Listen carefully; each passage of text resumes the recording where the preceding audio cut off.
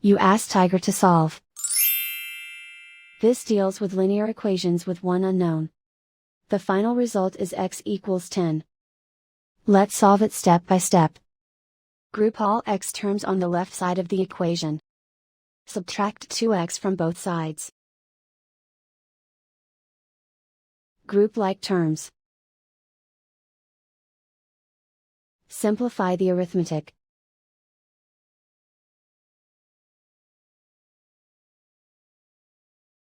Group all constants on the right side of the equation. Subtract 10 from both sides.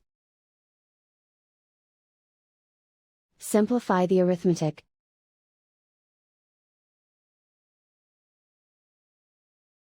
Convert the x into a positive number.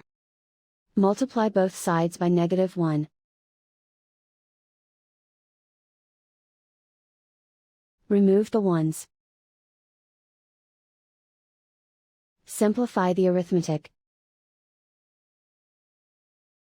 And so the final result is x equals 10.